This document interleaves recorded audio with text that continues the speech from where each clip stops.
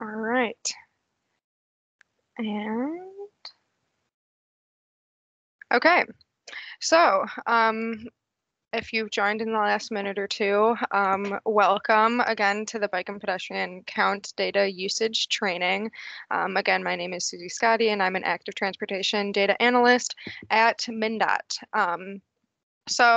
My colleague, Michael Pettish, and I, who is also on this call, um, we run the statewide count program together. And over the years, we've accumulated a good foundation of knowledge about how to use the data that we collect, both from our permanent and portable count sites. And after a bit of response from a survey that went out earlier this year, we figured it would be a good time to share that with help from a lot of our partners who have helped us learn more throughout the years also. So a quick agenda. We've got 5 minutes just for introduction and background, kind of, which has been about the past 5 minutes. And then we'll go through things to think about, including like understanding your data and what your intent is with it. And then I'll go through 2 case studies of how data has been used in interesting ways, kind of to put an application to what we're talking about today. And then we'll cover some final thoughts and resources and leave about 15 minutes at the end for questions. If you do have questions throughout the training, feel free to put them in the chat box. I will not be seeing the chat box throughout the duration of the presentation. Michael, if you would like to interrupt, go ahead. If not, I will address them at the end when we get to questions. Sounds good, Suzy. Thanks. Okay, so this is the big question, which is why I think a number of people are here today, is I've got data, but what's next? So the goal for today is to kind of overcome that barrier of not knowing how to use data and maybe thinking that it isn't useful beyond basic analysis. If you are feeling overwhelmed by bicycle and pedestrian count data, you are not alone. It can be a lot to look at and a lot to digest. If you're unfamiliar with the ways it can be used and easy ways to make it work for you. So that's what we're going to be talking about today. So for me, it's really important to start at the beginning. The 4 questions that are on your screen now are ones that help me get a better understanding of the data available and what applications it could be used for. Excuse me. So these 4 questions really kind of guide me into what I want to do with it and how the data I have might be useful. So to start, what data was collected? It seems trivial, but is it pedestrian data? Is it bicyclist data? Is it both modes of transit, or is it the total number of traffic? Thinking then too about what kind of equipment you're using and what other information you can gain from that. For example, if a camera is used or a manual count is done, what other things can you look at aside from just the number of people going by? And then, of course, where was it collected? It's good to know exactly where it was collected for documentation purposes, but also thinking on a larger scale. Were you in a city? Was it in a rural area? What facility type was the count done on? Was it a bike lane or a path or a trail or a sidewalk? And then it is important too to sometimes think about what the role of the spot that you're counting at plays in a greater network. So when you're counting, you're looking at one specific location, and it is really good to think about how that feeds into the space around it. It just helps add context, which we'll get into a little bit more later. Another thing to think about is what the purpose of collection was. Is it for future construction planning? Are you doing before and after counts? Are you trying to see what changes an event cause in a specific location? Is it for a greater network use analysis? These are all just examples of things that you could be collecting for, but knowing what that purpose is does help guide your next decisions. And then what is the desired final product? who is the intended audience? Who are you wanting to share this data with? And in what form? What form would be beneficial for you in that case? Is that a report or data visualization? Or are you just wanting to share hard numbers? Um, or then again, is it to change a construction plan? So there's a lot of different applications you can use this data for, but these four questions really start to get into understanding the data that you have better. So going a bit beyond that, when you're working with bicycle and pedestrian data, it's important to understand that um, to get a to really know what you're getting into, there is a bit more context that goes into this data than some alternative data. Um, so active transportation data can be very variable, and there's a lot of outside influences that you can't necessarily control for with your analysis. Things like weather or nearby events or construction and detours, and even the numerous alternative routes around this specific spot that you're counting at. What other ways people can get by without being counted. So when you're taking counts or setting up and removing a counter, it's really key to take note of the things occurring in the area and really determine if it may impact counts. So if you have a counter out for 2 weeks and there's one day that has a significant drop in counts compared to the others, oftentimes there's an outside influence that would impact that. Not all the time, but that is a common occurrence just because of how dependent active transportation can be, because it's outside and not as protected as being in a car, for example. It is good too to think about what the community you're counting in and if that can add any information to the kind of data you're collecting. How many people in the area don't have cars? How many of them are transit users? These kinds of things can help also determine what kind of traveling people are doing in the space, whether that means commuting or just out for a stroll. And then the final thing to note when dealing with these types of counts, they're often considered a conservative count for the actual estimate of people using a specific space. There are ways that they can get missed by counters, especially if you're using automated counters. And then on top of that, things like occlusion error, which is when you're using a counter with an infrared sensor that detects heat of bodies. If two people walk by at the same time, the counter will only count to one. So things like this do impact the number of counts that you're getting. And it's important to think about these things when you're using the data and sharing it, so that it's well understood really what people are looking at. So regardless of how you intend to use your data, this slide is a list of examples of quick analyses that will break down numbers to make them more palatable and useful. It's important to know that breaking down the data helps.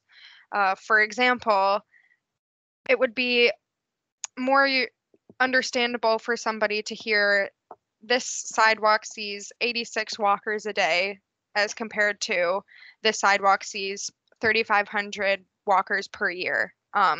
So thinking about breaking the data down and making it more understandable and relatable, that goes a really long way. Again, regardless of what your end result is with the data, presenting it in a way that is understandable for people is really important. So one of the big things that often comes from bike and pedestrian data analysis would be average annual daily bicyclists and average annual daily pedestrians. So you're taking the average and putting a number per day. And this is just a great way to break down those numbers and help people understand really what they're looking at. Another example would be looking at weekday counts versus weekend counts. What are the differences there? Recreation versus utilitarian. There's a handful of studies that have been done that suggest that you can infer what kind of traffic uses people are they using spaces for recreational purposes or utilitarian purposes, such as commuting? These sorts of things you can kind of infer based on traffic patterns on day and weekly bases. Um, then summer versus winter, again, that could come down to an AADB and AADP for a summer month versus a winter month and what the differences might be there, especially in a state like Minnesota, where we do get a lot of weather impacts. That kind of breakdown can be quite useful. A time period analysis is basically looking at whatever set amount of time you would like and laying the data out, sometimes even on a line graph, and pointing out highs and lows and dips that you're seeing and just the trends in general, but kind of making a visual of, a specific time period can be useful. Actual and percent change.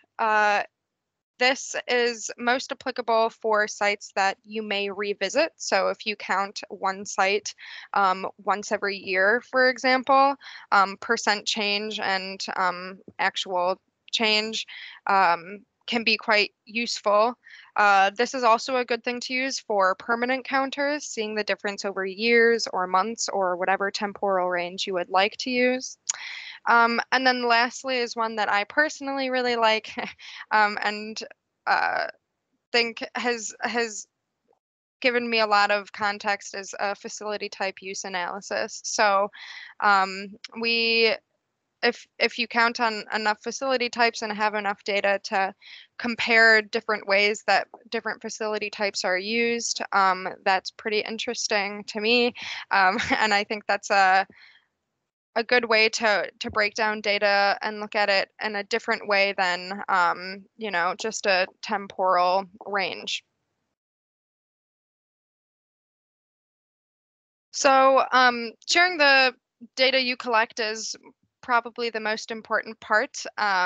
It's important to share it so that people know what you've collected and what you can do with it. So a few examples, again, a non-inclusive, not fully inclusive list of the things that you could do with data, but some examples that either MnDOT has done or that our partners are done are listed here. So a report, this could be a short 1 or 2 page report that, like here, lays out an example of just overall key figures and trends seen at a specific count site. And this is one that's made by our count equipment vendor. Hennepin County does 1 page reports and they contain pretty basic information, but they use it to bring to engineers and pass on to engineers and project managers at meetings to get a better look at a specific site and a specific area within the county. So these 1 page options are can be useful and easy to digest. You can always go into a longer report, which helps identify longer term trends and maybe take a deeper dive into particular facets of data that have been collected. And then there's a lot of fun ways that you can do visualizations of bike and pedestrian data. This is an example of a story map that I made last summer that is about the change seen during the stay-at-home order during caused by COVID-19. But this is a really interesting way to, input a lot of maps and use different sort of visualizations that wouldn't be allowed on a short report, for example. Another way of thinking about this would be web apps or web maps. Hennepin County also has a really great web map that displays all the different counts that they've done in different locations, and you can click on each of the icons and get a bit more information. So this is a really great way of sharing data and helps people be able to pick out exactly what they're looking for from a viewer perspective. And then lastly, network use heat maps. This is a really cool example made by the Metropolitan Interstate Council in Duluth and Superior. They have done a lot of counts over the years throughout their network and have been able to map use. And so this is a really cool way to share data and have people be able to interact with it and better understand what's going on in their space. So yes, again, not a fully inclusive list of things that you can do with this data, but these are really great ways to share what you've collected and the things that you have found out from the data. So now that we know our data, we know some useful analysis to utilize and we know ways that we can share our data, but the next question is what can the data do for you? So we've shared it, but what comes next? And I think this is a big thing that I want to stress today and really every day is the tangible ways that this data can get put to use to implement change and make a difference. So there's a lot of things that these can do, and more so, especially MnDOT is starting to think of ways that we can apply this data again to make some sort of tangible change in our living space. So some examples of that would be inclusion of active transportation infrastructure and future construction plans. Can your counts help prove to somebody that it would be worth putting in a bike lane or a trail or additional sidewalk space? These are kinds of things that might be able to help push those initiatives into real life change. Um, Another thing would be network building and improving. So beyond segmented changes on individual construction projects, you can really think on a network-wide scale. Um, and this could mean creating new infrastructure or bolstering existing infrastructure. So it could be adding bike lanes, or it could be improving facility design, like adding on-road barriers or curbs. Um, and when you really get into understanding counting within your network, it does really help give a better understanding of traffic behavior and maybe even demand estimation, which can then go back into the idea of planning and how we can implement more infrastructure. Counts can be great in proving importance of existing infrastructure. If somebody, for example, drives across a bridge twice a day, and every time they're there, they never see anyone using the bike lanes, they might believe that, well, nobody uses that. Why is it even there? But that would be a great opportunity to then be able to produce actual numbers to prove to them that, there are in fact 40 people using this bridge every day. So these are the types of things is really just adding quantitative data to specific locations and uses. Helping determine maintenance needs and identifying maintenance schedules.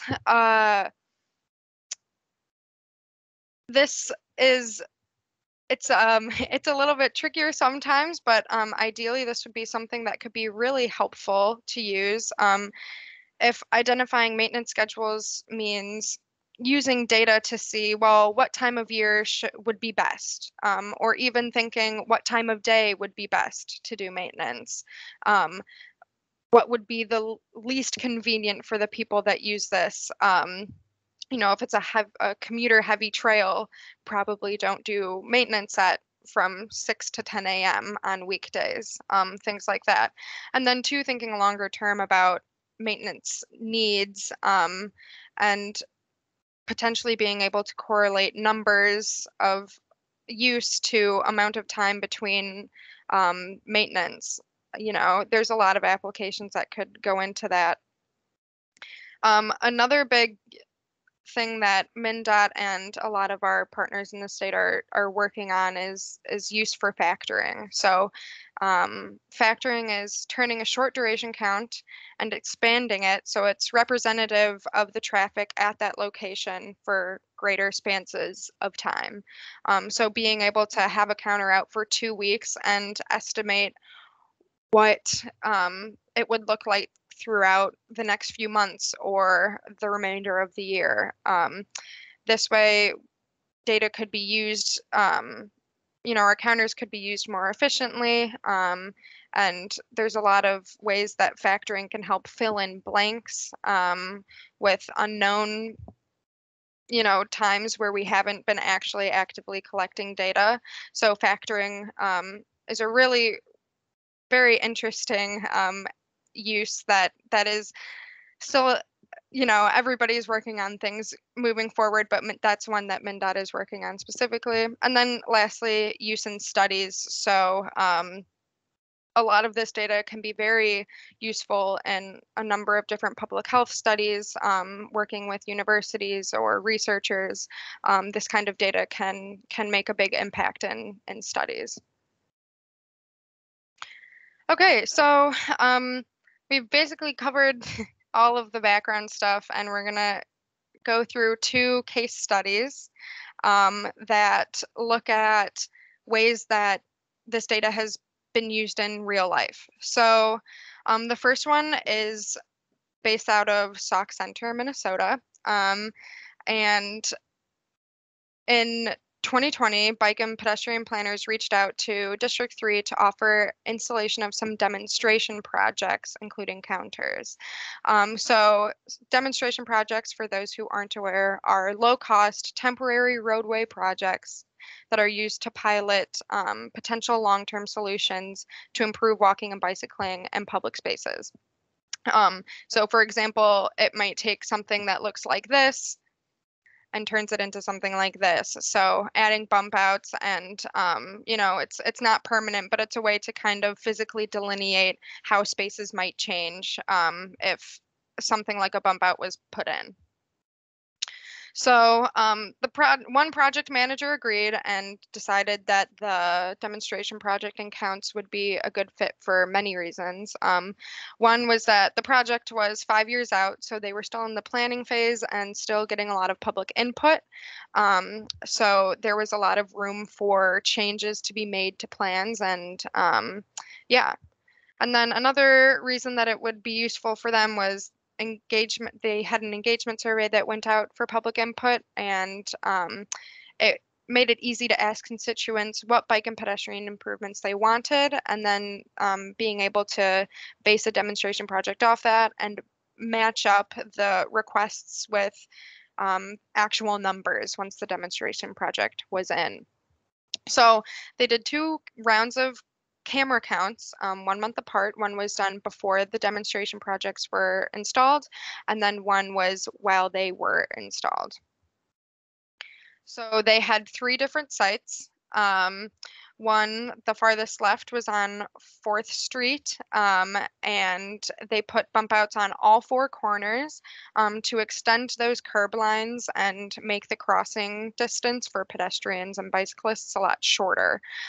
So again, all 4 bump outs out that one, and then the middle one on County Highway 7 and 71, they did bump outs on the east 2 corners only. The west corners have heavy semi-truck traffic, so they did not have room for bump outs.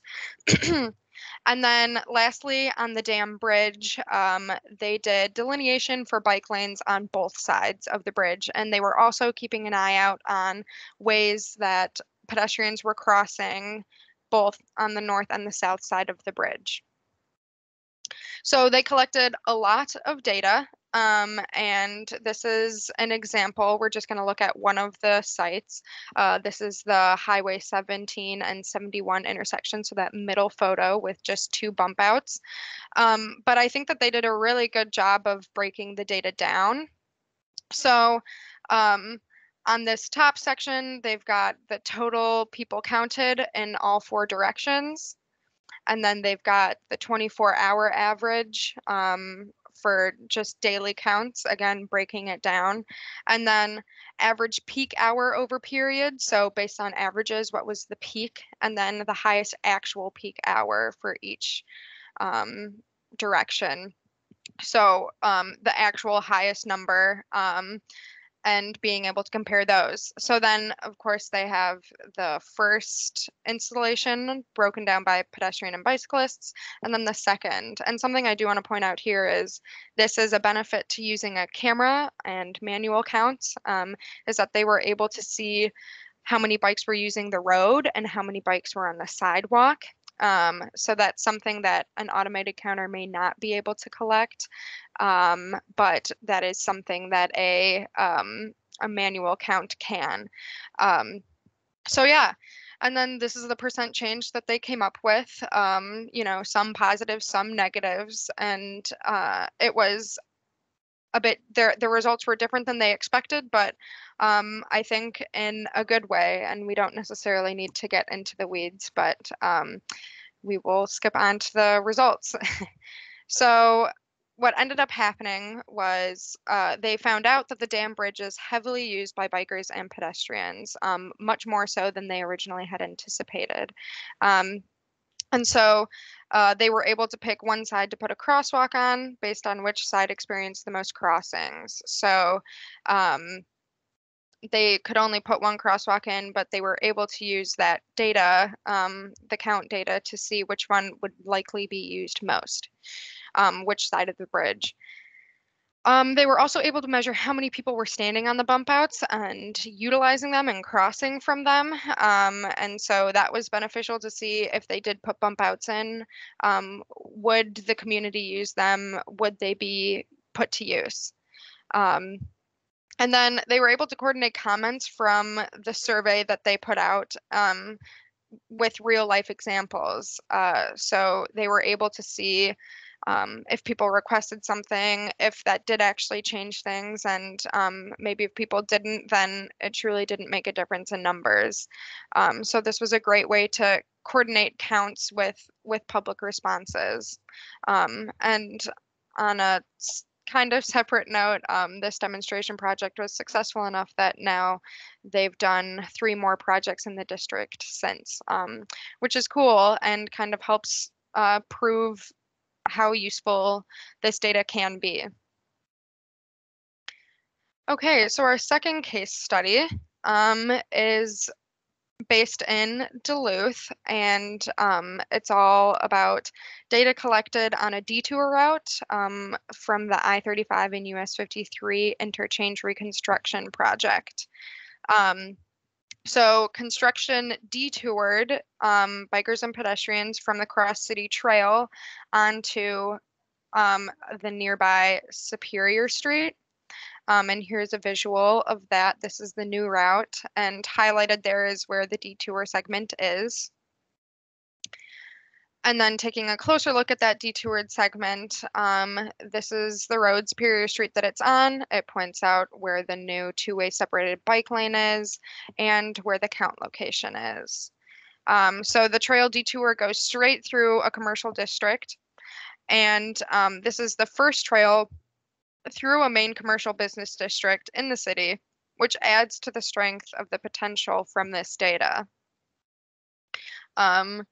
So like I said, it's the first to run through a main commercial business district, which resulted in mixed responses from businesses who were unfamiliar with this and not sure what it would do to business. And, this really proved that counts will be pivotal for long-term decisions about this trail location, because this might give good insight into what more trails like this in the city would be like. So they really wanted to find out if this sort of infrastructure is conducive to users in the area. And counts were taken on the original trail and the street detour before the detour route was moved so that they could have something to compare the numbers to. So these are some preliminary results. The detour is still there and will be there for a bit longer, but this is about a 3-month look at what data has been collected thus far. The top line is bicyclists and the bottom line is pedestrians. The numbers on there are the highest and lowest point counts for each at 824 bicyclists in one day.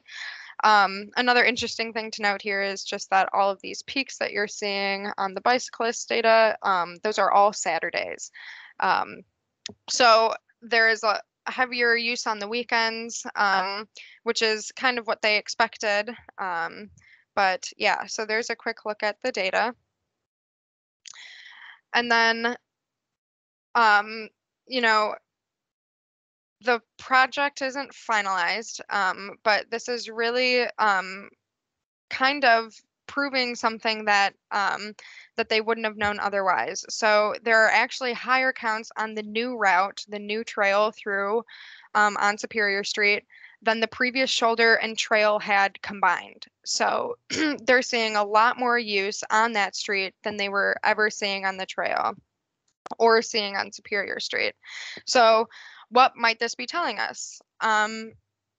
Well, it might be motivation to move the route there permanently because it increased use. And if there is a permanent trail there, then that might also increase use further. This also shows that placing routes in commercial corridors and on-street may better support riders, both commuter and recreational, because trail riders are still using it. And this was the first chance the city had to track the use of a bike lane in this facility type, and it truly may prove to be better for some riders. And then this may be the first of many trails moved or added to roads.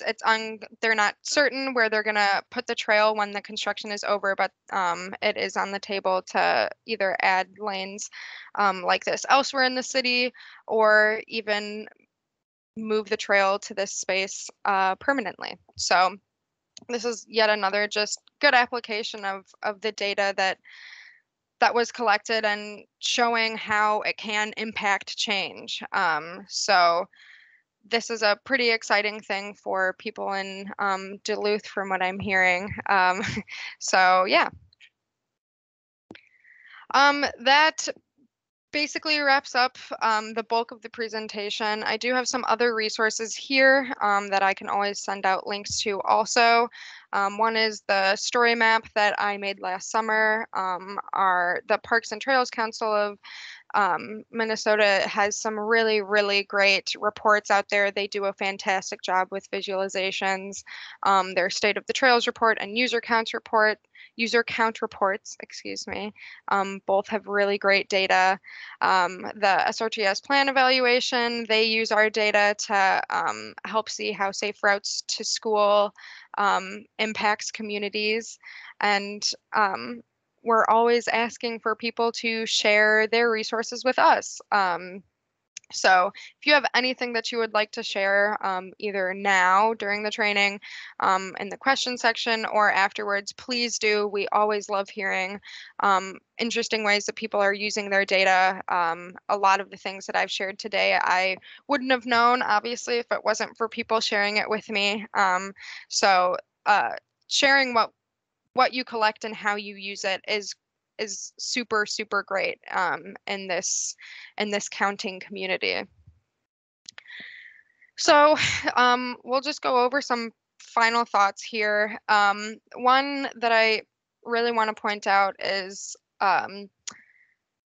regardless of what your intent for using count data is, it is building historic data for your communities that can be used as baseline data for a change that you don't even know is coming yet, or comparisons that you might find useful in the future. So even if you have data collecting for a certain use, there's always going to be other ones. This data is not a single use thing. It can be quite useful over time. So just remember that when you're counting, it does make a difference for your community. Maybe not immediately, but it will. And then the other thing is to think beyond the scope of traffic analysis and making that data work for you. So things like maintenance plans and construction plans and network growth and performance measures, and thinking about the case studies that I shared today with ways that people are making this data be useful. Um, Another thing is to always see the data however you use fit. It is your data. Use it the way that works best for you. It's not going to be the same for everybody in every place. So hopefully this got some ideas going, but it's important to use it the way that works best. And then finally, a lot of groups tend to look to the FHWA for mandates or guidance for a lot of, on-site or on-street and planning and things like that. But they currently have no federal mandates for collection or use of bicycle and pedestrian data. They do have guidance, but nothing that's mandated, which in turn ends up kind of meaning that um, bicycle and pedestrian infrastructure may not be on the forefront of project manager and engineers' minds. So these sorts of resources, the, the the things that we collect and the data that we share are great ways to turn data into meaningful information and change, actual tangible change. And so part of our goal is to elevate the level of importance of this infrastructure and the people that we count every day that use these spaces. We want them to be safe and comfortable and obviously have a good time. So we want to make sure that people are aware that this data does and can exist, which with that, again, kind of circles back to the idea of share, share, share. Share your data with one another, share your ideas, share the cool things that you've come up with, because there's a lot of things going on in the state in regards to bike and pedestrian traffic that and analysis that is worth sharing. And we learn a lot from each other. So if you ever have anything to share, feel free to reach out to us. We've got a number of different groups and things that that share thoughts and plans and data like this, which I think is really important and really interesting too. So um, we're wrapping up, I suppose, a little bit early, leaving plenty of time for questions. So if there are any questions, we can get to them now. Suzy, this is Michael. Can you hear me? I can hear you. Wonderful. So I just put it in the chat that if you would like us to follow up with the example links that Suzy had sent and responses to your questions, please put your email in the chat box. We are not, yeah, we can see your names, but unfortunately we don't have your email. So if you can throw them in there, that would be fantastic.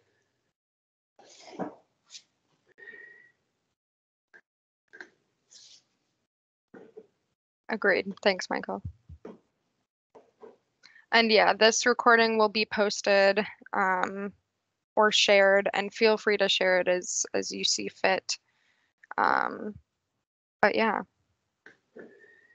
We did have one question from Cindy Winters asking about is Duluth also looking at the economic impact of businesses located along the detoured bike route?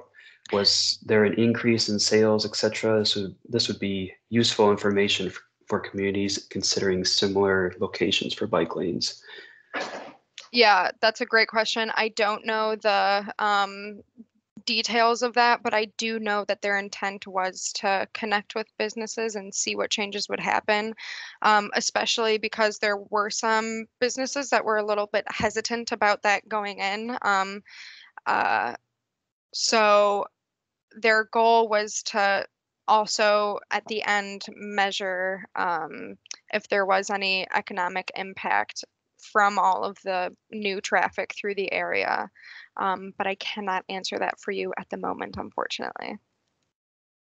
But I do agree that that is an important thing to think about, which is, I think, why Duluth was so excited about um, the increase in ridership through that area, because it could be a good thing for other parts of the city and the region. So yeah.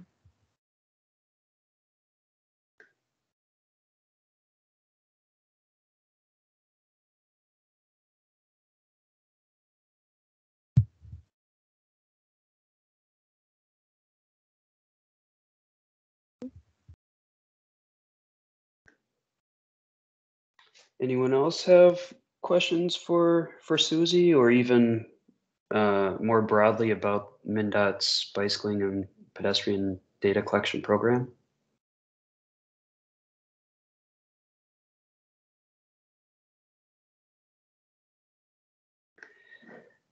One question out of City of La Crosse: does MnDOT have a set of video counting equipment, or is it consulted out? Yeah, we do not have, MnDOT has automated counters, but we do not have camera counters, the video counting equipment. I do believe some of our districts may have them, but I don't believe that they're borrowed out. And Yeah, Michael, correct me if I'm wrong. that's my understanding too. It still wouldn't hurt to contact either your county or the MnDOT district in which you are in, and just to inquire. Sometimes it depends on the the number of video cameras and um, other resources. So it's worth an ask.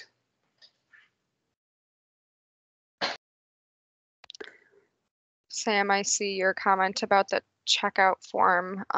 That was brought to our attention yesterday, Michael and I. It seems like FormStack is down for our entire agency, so they're working on that, and hopefully it will be back up soon. Yes, that's my understanding too. It's a bummer. It's affecting dozens and dozens of forums throughout the agency, so it's a known big issue. Uh, Luke Ewald, just wanted to thank Catherine for all the help in Cottonwood and Jackson counties getting us counters. Yeah, Catherine's been a stalwart of of this program. She's been a huge help within the District 7 area, Mankato and Jackson and otherwise. So yes, thank you very much, Catherine, for everything that you've done Yes, for us and with the partners. we do agree. Can we access Minnesota DOT counting resources through a Wisconsin-Minnesota MPO? Yes, I believe so. Yes, Michael? Uh, I think so. Jack, are you who are you with? What MPO? Yeah, that would be fine. That would be great. Yeah, and I know City of La Crosse. Yeah, yeah, just connect with I think that's District 6, so Kurt and Heather Lukes, I believe. So out of Rochester. I think that should be fine. It's just checking with them to see if the equipment is available for the time in which you want it. but yeah, that would be great. It's Yeah, great when bridges. anybody can use our counters, and bridges are important, especially those interstate ones too. Um, Hmm.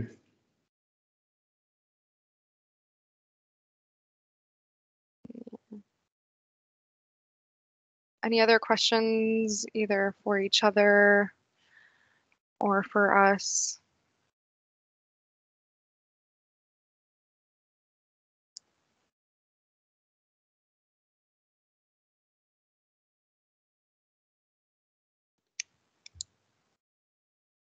Yeah. Jack, we can send, Michael, do you want to send, excuse me, that, yeah, Kurt and Heather, there's a checkout form, I guess, that you can't access right now because our form is down, that has their contact information on it, but we can send you Kurt and Heather's information. Yeah. Mm-hmm. And then, Absolutely. yeah, going back to Suzy's ask for how you all have been using or analyzing, sharing information in meaningful ways. Does anyone have examples that they could share of ways in which they've done that or would like to do that in the near future?